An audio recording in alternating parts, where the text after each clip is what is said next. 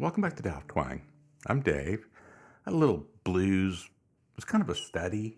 I just went around that one time, and I went around a bunch of times when I was, just getting ready here and messing around with this. But I cut almost all of it out. I just kept that one time around there for the intro because it really showed the essential thing that we want to talk about today. And that's this kind of skeletal use of melodic application of flat sevens and major thirds. Okay. And you probably heard a lot about those two chord tones, whatever, as being, this kind of whole glue that holds everything together with the tritones and the way that they're sort of symmetrical and right next to each other and things. And I just love that's all like really cool stuff. And um, you know, I had when I was younger, I had copied a lot of stuff by ear off of records and stuff, and I could, I guess, to me it sounded pretty good, and like a lot of people in the neighborhood or something thought it sounded pretty good. Um, but it wasn't until years later that I mean, a long time, that I really kind of even actually understood some of these basic things about, like, how these chord tones lead to the next chord and things or whatever. So it's just really fun if it's kind of new to you. This will be really fun and sound novel to you, without being real tedious or difficult. And if you are used to this, then you got to challenge yourself a little bit deeper. Like, okay, I watched that intro. I could copy that in 2 minutes and be done with this video and whatever. Great. But I'll bet you could go around and challenge yourself to play like in every position or every minor pentatonic shape, and be able to apply these same ideas and skills all over the neck. And if you're already there, then you're done. Move on, go to the next channel or whatever. But there's something there for you if you take yourself to task. All right, so here's we started on D, okay, and using this shape, I went. Okay, so that lick features that melody, that phrase features the major third. Starts on it and it ends on it. And the other notes are just uh, you know things that create a nice shaping to get back to that. And I didn't play any double stops or even harmonies of any kind in that intro. Everything was single note. And I did that on purpose so we can see the real kind of skeletal level of this, interior of it. Later on, you can harmonize a lot of these things or whatever too. So just a little slide into the third both times. Okay, then I went, I think.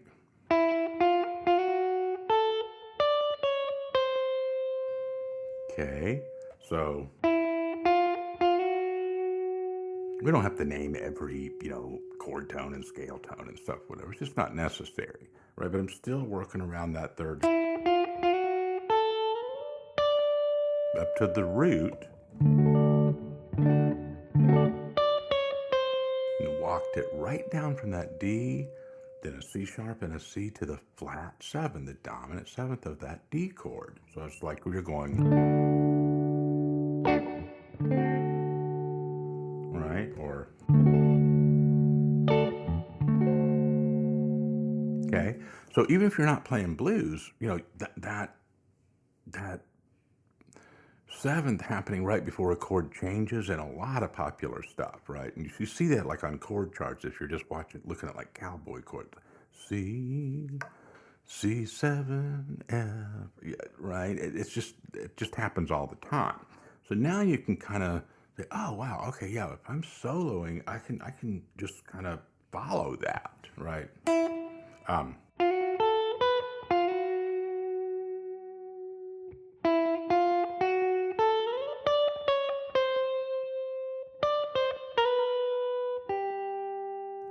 So there's our first change. It went from D to one chord in blues to the 4 chord, G in this case, right? Now, don't necessarily have to just jump right on, both chord to the third and the flat 7. You can do that when you're chord comping stuff in blues. Like that is kind of what you're doing, right? You kind of right, and for some of you, it'll make more sense. It'll be a little bit more, up to your level to start looking at it as being harmonized a lot. But it's also just a single note thing, and you want to really be able to just follow these kinds of pathways with your ear. Don't worry about the harmonizing right away. So,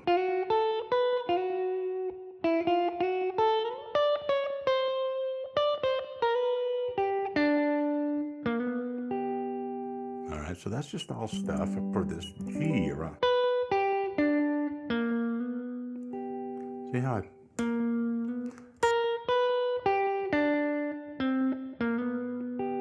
that's a little fourth. That's a little enclosure of that G.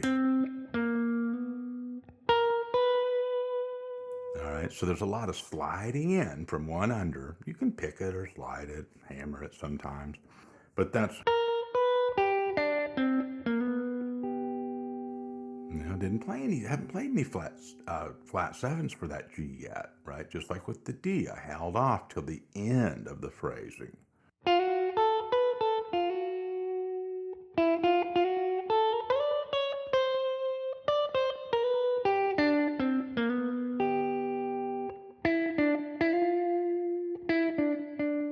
Now, there it is.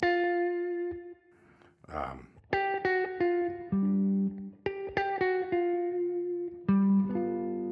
right. See how these chord shapes that we're used to using in blues, they have a flat 7.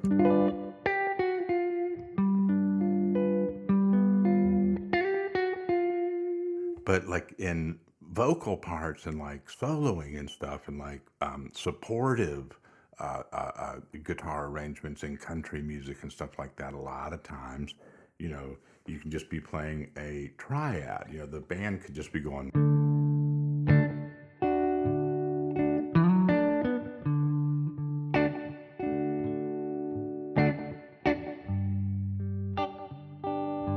Matter of fact, the backing track that I used for this video in that intro, there's no sevenths in them. They're all just triads. They're all just power chords or whatever, right? Cowboy chords. They're actually bar chords. They're not down here. But you know what I mean? They don't have the flat 7s in them. So that's another cool thing to remember. Is like your chord rhythm doesn't have to include that 7th in order to put it in your melody and your phrasing. So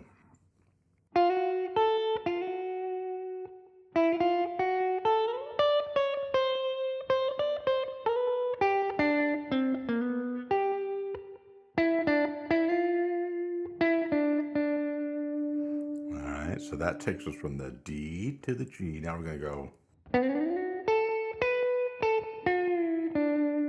That's just back to the 1 chord. That's all D. It's like some of this shape and some of this. I might have done a little bending.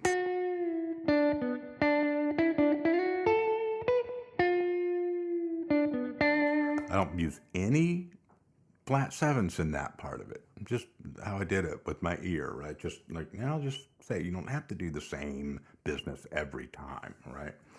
So I'll play up to that point again and then go to the next chord so you can hear the transition to the next chord. That's the important part about all of this.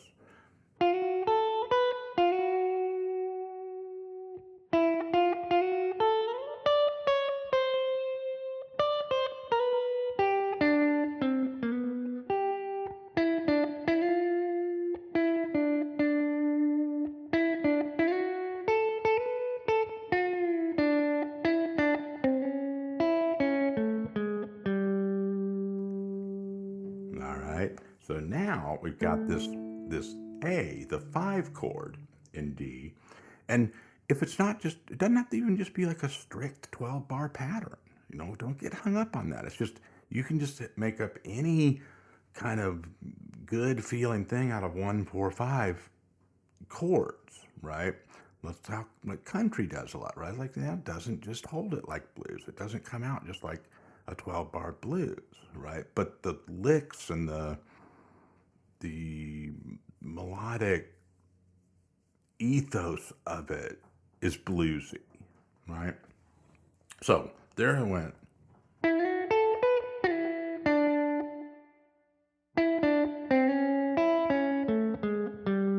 That's just a nice little shape. But again, the important part to keep it simple is I just went from when I got back down to that root to lead to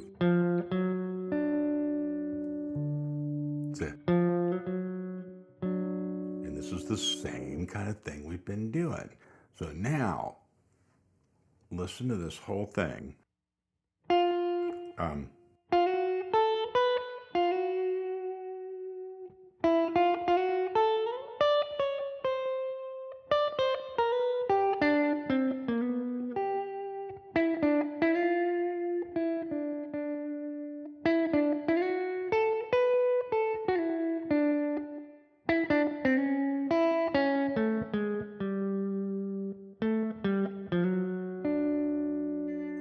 See how that's a D? I could have gone.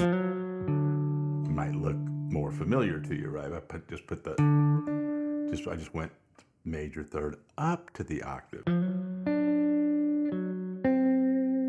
I didn't play a flat seventh there. That sounds real country, doesn't it? Like it's gonna go back to the four chord.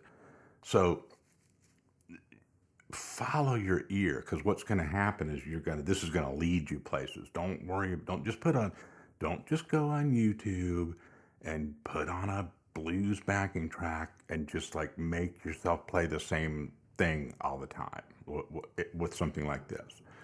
Keep it in the open space, right? Like, I'm not even using the looper in most of this demonstration, right? Follow your ear. But just to show you what happened in that intro, here it is. And I will put the loop on for this.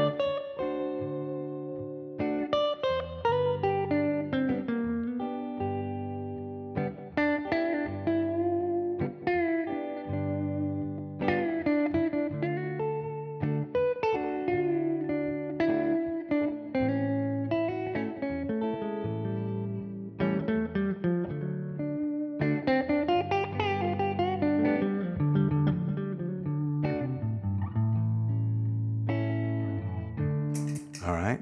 That just a couple times around, little differences, that's what you want to be doing. You can go back and use that intro at the beginning if you want to really copy it, really get a path laid down. Okay. And that lick at the end, that's where it goes,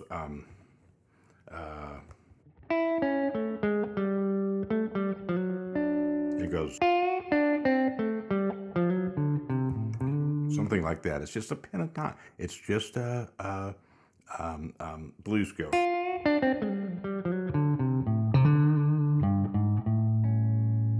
That's the only time I kind of let myself go a little bit there. But, do your own thing.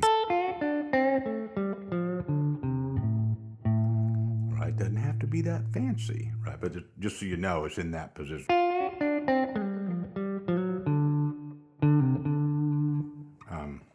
Let's see. It's hard to do it if it's not up to speed, but don't worry about copying that one exactly. You could play any blues lick in there.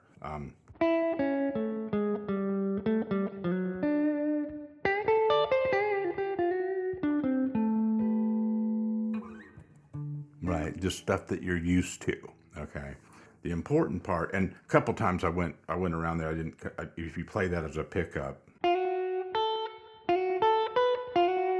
right? When I turned the looper on, I didn't have time to play it with the exact same anticipation, before the downbeat of the loop or whatever.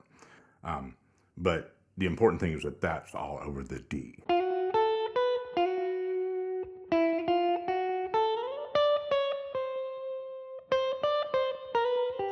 That's the G, flat 7 of the G, D again,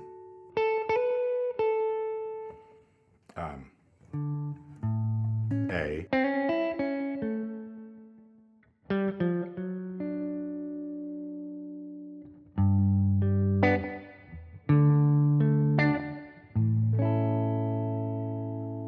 all right? So